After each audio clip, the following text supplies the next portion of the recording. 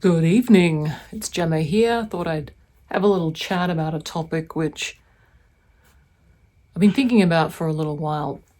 I'm obviously not in the CBD at the moment. You can hear all of the wildlife coming out. I'm not talking about the people. It's actually great. There are black cockatoos that were flying by in the morning, and it's been quite a magical experience out here. I've got the fire crackling. If you can hear it. But there are times in life where you're not in a good place.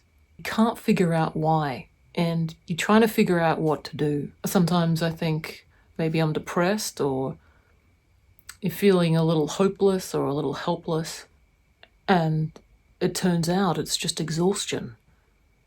A couple of years ago, I went with a small group of people to climb Mount Gothica. That's near Mount Kosciuszko, or as my Polish friend would correct me and say, it's Mount Kosciuszko, I think is the Polish way of pronouncing it. But in that climb, there was a blizzard, and we had to stop regularly along the way because as the altitude increased, we were finding the air's thinner and you're struggling to breathe, but also just physically, you become more tired, more fatigued as you go up the mountain. And it was important to have rest stops along the way because you realize that physically you needed it, you need the rest, but sometimes it's not so clear if it's a mental, emotional, or spiritual exhaustion that you're having. The signs aren't, I guess, as obvious, or certainly not to me, when you need to rest. I'm finding it's a very individual thing, like what burns somebody out quicker doesn't burn somebody else out so much. We have different tolerances, and one of the questions I'm figuring out still is we sometimes have to stop and ask, what is exhausting me? Why am I exhausted? What is making me feel drained? And sometimes we can be in mental, spiritual, or emotional situations for such a long time and be in them for far too long, which is why we start feeling exhausted. And I'm finding the best thing that I can do is to step away, is to stop doing or being around things that are exhausting me. And whether that be, people, workplaces, environments.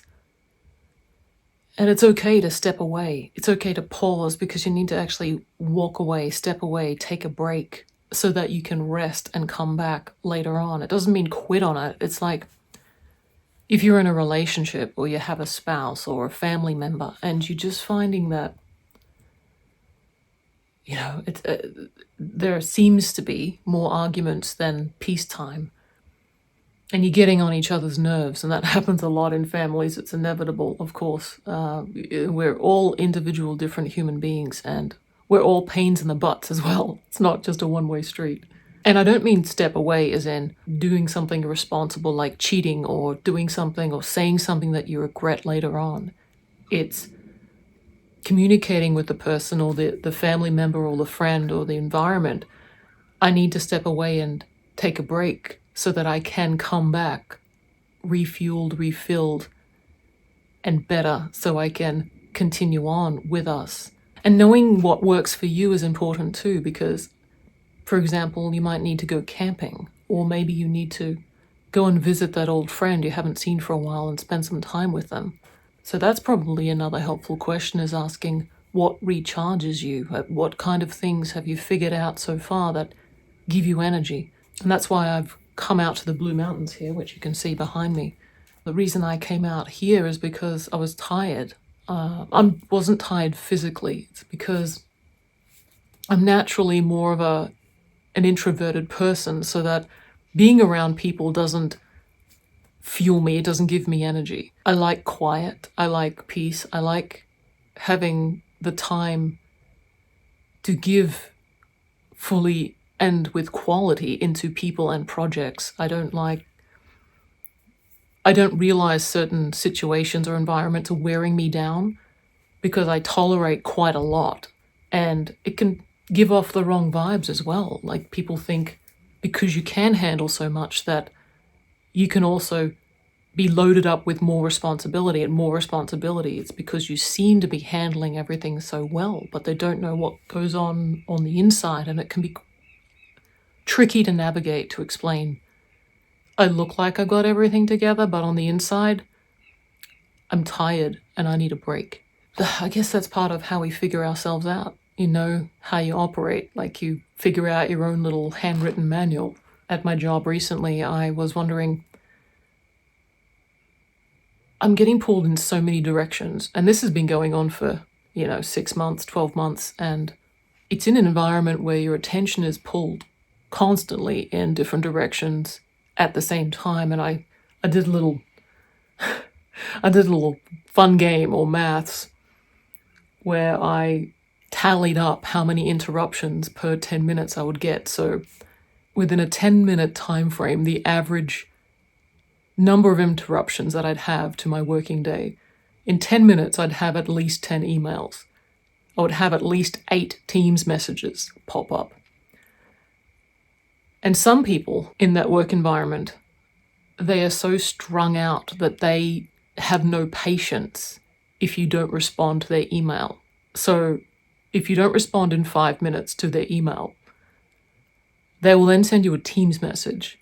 If you don't respond to the Teams message, they will literally come around to your desk after 2 minutes to say, hey, did you get my message? And it's not about anything urgent. So we're living in an environment where being busy seems to be standard, where everything seems to be urgent. We've lost the meaning of urgency. 22 interruptions in 10 minutes, which equates to around 132 interruptions per hour. These are interruptions to the work that you're trying to do. So you're not even getting around to your own work of training people, hiring people, going and attending meetings, developing systems and designing programs for the business in order to, help develop the best out of people. So you're being interrupted away from doing your job. And I found that it took a while to just wear me down, and I realized I needed to rest before I completely lost my shirt. And you might have that feeling as well, where you don't want to be so wrung out that you stop doing the things you love. Like for me, I want to give the best to this YouTube channel. I want to interact with everyone and reply to your comments. And, just you've been so fantastic on this channel. I must have struck it lucky with the community here, because it's made me want to continue creating videos and, just having fun and making fun of life and having a good laugh at myself. And hopefully we can all laugh together about it. So thank you for being really awesome, because sometimes other circles of your life have kind of fallen off, and you're hanging on to the things that do work. So I really appreciate your support on this channel. Brings me around to, I want to encourage you as well. If you're feeling distressed or wrung out and you're feeling down, that maybe you just need to take some time to rest. And often when we go on holidays, we tend to cram it all with things we need to do. We got to pack up the family, if you've got family, and book the flights or book this train or this accommodation. And then you're cramming your schedule full of got to go to this theme park and got to do that activity and do and run. And you end up going back to work more exhausted than when you left in one way. Resting doesn't mean entertaining yourself.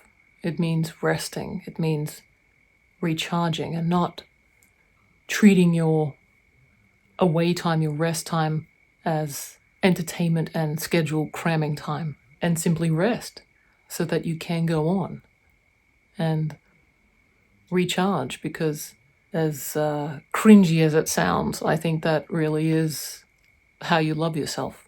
Well, that's my sitting by the campfire story and what I'm piecing together and the journey that I'm on. And I hope that you get something out of it, and that you take some time away to take care of yourself, and then you can go back and take care of other people as well. It's very important. Thank you for watching, and I'll see you in the next video, possibly doing some kind of random weird sketch where I have no problems embarrassing myself.